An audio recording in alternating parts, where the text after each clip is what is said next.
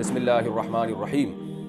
وقار Ahmad UAE سے انہوں نے سوال پوچھا ہے، کیا دعا ہر حال میں قبول ہوتی ہے؟ جب ہماری دعائیں اللہ تعالیٰ 3 صورتوں میں ضرور قبول فرماتے ہیں تو ان 3 صورتوں سے کیا مراد ہے؟ 3 صورتیں یاد رہ گئیں وقار بھائی کو، کہ 3 عدد یاد رہ گیا، صورتیں یاد بھی نہیں۔ لیکن جو دعا 3 صورتوں میں قبول ہوتی ہے، ایک تو یہ ہوتی ہے کہ اللہ تعالیٰ جو چیز آپ مانگ رہے ہیں اللہ تعالیٰ وہی چیز آپ کو دے دیتے ہیں۔ دوسری صورت یہ بنتی ہے کہ جو چیز آپ مانگ رہے ہیں وہ تو نہیں ملتی، اس کا آلٹرنیٹ مل جاتا ہے۔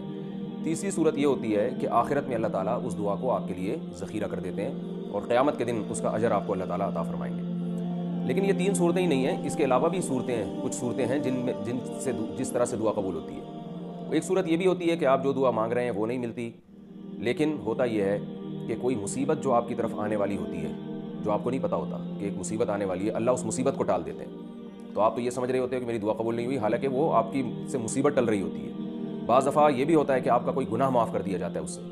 تو ہر حال میں دعا قبول ہوتی ہے۔ اس کی وجہ یہ ہے کہ رسول اللہ صلی اللہ علیہ وسلم نے ارشاد فرمایا کہ اللہ تعالیٰ اس بات سے حیا کرتے ہیں کہ کوئی بندہ جب اس کی طرف اپنے ہاتھ اٹھائے ان یردہما خائبین، کہ اللہ ان ہاتھوں کو خالی ہاتھ لوٹا دے۔ ویسے بھی اصول ہے نا، کسی بھی بڑے سیٹ سے جب بھیک مانگی جائے، کوئی بڑا سخی ہو، سیٹ ہو، تو وہ خالی ہاتھ لوٹاتے ہوئے شرم محسوس کرتا ہے اگر اس میں غیرت و حیا ہو۔ تو اللہ سے زیادہ تو غیرت والا کوئی بھی نہیں ہے، اللہ سے زیادہ تو جواد اور کریم کوئی بھی نہیں ہے۔ بل یداہ مبسوطتان، قرآن میں آتا ہے اللہ نے تو اپنے دونوں ہاتھ پھیلا دیے ہیں۔ تو یہ ممکن نہیں ہے کہ اللہ کی طرف ہاتھ اٹھائے جائیں اور وہ ان کو خالی ہاتھ لوٹا دے۔ لیکن یہ جو 4 صورتیں ہیں نا دعا کی قبولیت کی، تو اس میں ایک اہم پوائنٹ کی بات یہ ہے کہ چند صورتیں ایسی بھی ہیں جن میں دعا رد بھی کر دی جاتی ہے، یہ بھی ذہن میں رکھیں۔ یعنی ہمیشہ قبول ہونے کا مطلب جب ان قوائف کو پورا کیا جائے، تو جو اللہ نے دعا کی قبولیت کے بتائے ہیں تو دعا قبول ہوتی ہے۔ اگر ان قوائف کو آپ پورا نہیں کرتے تو دعا قبول نہیں ہوتی۔ ان میں ایک کیا ہے؟ حرام کھانا۔ نبی صلی اللہ علیہ وسلم نے فرمایا کہ انسان پراگندہ بال ہوتا ہے، سفر میں ہوتا ہے، اور کپڑوں پہ گرد و غبار، یعنی سفر میں جو انسان کی ایک حالت ہوتی ہے جو قابل ترس ہوتا ہے وہ، تو ایسی کنڈیشن میں تو دعائیں قبول ہوتی ہیں۔ لیکن فرمایا اس کے باوجود اس کی دعا کو رد کیا جاتا ہے۔ وجہ کیا ہے؟ کہ اس کا کھانا بھی حرام اور اس کا پہننا بھی حرام، حرام کھا رہا ہے اور حرام پہن رہا ہے۔ تو حرام کی وجہ سے دعائیں قبولیت کا امکان ختم ہو جاتا ہے یا کم ہو جاتا ہے۔ اور ایک وجہ دعا کی قبول نہ ہونے کی یہ بھی ہوتی ہے کہ آپ ظاہر قلب سے دعا مانگتے ہو۔ یہ بھی حدیث میں تذکرہ ہے اس کا۔ ظاہر قلب کا مطلب یہ ہے کہ دعا مانگتے ہوئے آپ کا اپنا ہی دل ہی نہیں ہے، بس اوپر اوپر سے دعائیں مانگ رہے ہو۔ جیسے آج کل دعا بطور وظیفوں کے پڑھی جاتی ہے بس، یعنی وہ دعا مانگی نہیں جا رہی ہوتی بلکہ پڑھی جا رہی ہوتی ہے۔ بس آپ نے ہاتھ اٹھائے ہوئے ہیں اور توجہ آپ کی کہیں اور ہے، اور میں نے تو لوگوں کو دیکھا ہے کہ وہ دعا کے دوران ناک میں انگلیاں بھی گھما رہے ہوتے ہیں، پھر ادھر کھجا بھی رہے ہوتے ہیں، پھر ادھر بھی دیکھ رہے ہوتے ہیں، پھر یوں کر رہے ہوتے ہیں، ایسے یوں بس ہاتھ فارمیلٹی پوری ہو رہی ہوتی ہے۔ تو اللہ کو اس سے بھی جو ہے ایسے بندوں کی دعائیں اللہ رد کر دیتا ہے کہ اس کو مانگنے میں تکلیف ہو رہی ہے مجھ سے، مانگتے ہوئے یہ میری طرف توجہ نہیں کر رہا، اتنا تکبر۔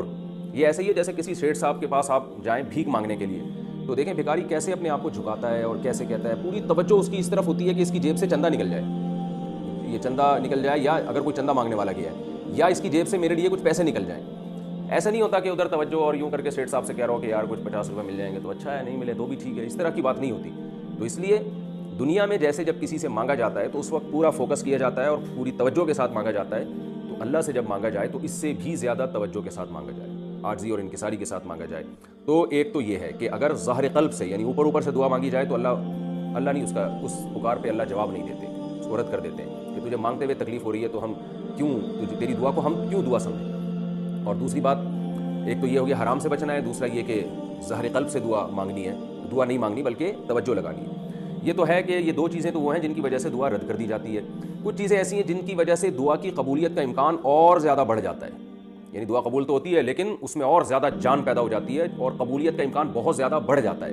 بہت زیادہ بڑھنے کا مطلب یہ کہ جو مانگ رہے ہیں ایز اٹ از وہی ملتا ہے پھر آپ کو۔ تو اس میں کیا ہے کہ اگر دعا میں اللہ کی حمد و ثنا کی جائے اور نبی صلی اللہ علیہ وسلم پہ درود پڑھا جائے تو دعا کی قبولیت کا امکان بڑھ جاتا ہے۔ نمبر 2، کسی نیکی کے بعد کوئی دعا کی جائے، جیسے آپ نے صدقات و خیرات کیے یا نماز پڑھی، اس کے بعد دعا مانگیں گے تو قبولیت کا امکان بڑھ جائے گا۔ کچھ اوقات ایسے ہیں جن میں دعا کی قبولیت کا امکان بہت زیادہ بڑھ جاتا ہے، جیسے رات کا آخری حصہ جسے تہجد کہا جاتا ہے۔ نبی صلی اللہ علیہ وسلم نے فرمایا اللہ آسمان دنیا پر آ کر ندائیں لگاتے ہیں، حل من مستغفر اغفر له، کوئی ہے گناہوں کی معافی طلب کرنے والا کہ میں اس کے گناہوں کو معاف کروں، کوئی ہے مجھ سے رزق طلب کرنے والا، مسترزق ارزق له، کوئی رزق طلب کرنے والا ہے تو میں اس کو روزی عطا کروں۔ تو یہ جو رات کا آخری حصہ ہے نا تہجد کا وقت، اس میں اٹھ کے اللہ سے ہاتھ پھیلا کے دعا مانگنی چاہیے، اس میں قبولیت کا امکان بہت زیادہ ہے۔ یعقوب علیہ السلام نے جب اب ان کے بیٹوں نے توبہ کی اور اپنے والد سے کہا کہ ہم نے جو یوسف علیہ السلام کو کنویں میں ڈالا ہم سے غلطی ہوئی، آپ ہمارے لیے اللہ سے معافی مانگیں، تو یعقوب علیہ السلام نے فرمایا سوف استغفر لکم ربی، عن قریب میں اپنے رب سے تمہارے لیے معافی مانگوں گا۔ تو عن قریب کیوں؟ مفسرین نے لکھا ہے اس لیے کہ ان کا ارادہ تھا میں تہجد میں اٹھ کے توبہ کروں گا تمہارے لیے۔ تو رات کے آخری حصے میں دعا کی قبولیت کا امکان زیادہ ہوتا ہے۔ تیسری بات کہ جو تقوی کی زندگی اختیار کرتا ہے، گناہوں سے بچتا ہے، تو اس کی دعاؤں میں بھی اللہ بہت زیادہ جان اور طاقت ڈال دیتے ہیں۔ عبداللہ ابن عباس رضی اللہ عنہما آپ صلی اللہ علیہ وسلم کے ساتھ سواری میں پیچھے بیٹھے ہوئے تھے، تو آپ صلی اللہ علیہ وسلم نے عبداللہ ابن عباس کو فرمایا کہ یا غلام احفظ اللہ یحفظک احفظ اللہ تجدہ تجاہک، کہ تم اللہ کے دین کی حفاظت کرو تو مصیبت میں اللہ کو اپنے سامنے پاؤ گے۔ تو اس سے پتہ چلتا ہے کہ آپ مشکلات میں اللہ کو یاد کریں، یعنی مشکل وقت میں اللہ کے دین کو یاد رکھیں۔ جب گناہوں کا غلبہ ہو آپ کے اوپر، شہوت کا غلبہ ہو، اس موقع پر آپ اپنے آپ کو گناہ سے بچائیں، یعنی قربانی دیں۔ قربانی دیں گے، تقوی اختیار کریں گے تو دعا کی قبولیت کا امکان بہت زیادہ بڑھ جاتا ہے۔ اسی وجہ سے افطار میں دعا قبول ہوتی ہے، کیونکہ آپ نے قربانی دی ہے، روزہ رکھا ہے آپ نے۔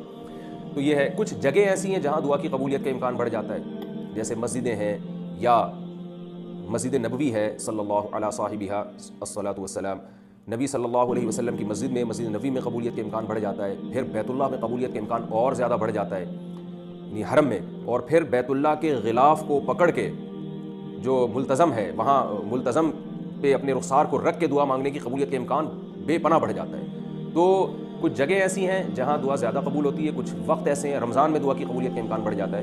تو یہ تمام چیزیں ہیں، دعا مانگنے والے کو اس کا خیال کرنا چاہیے۔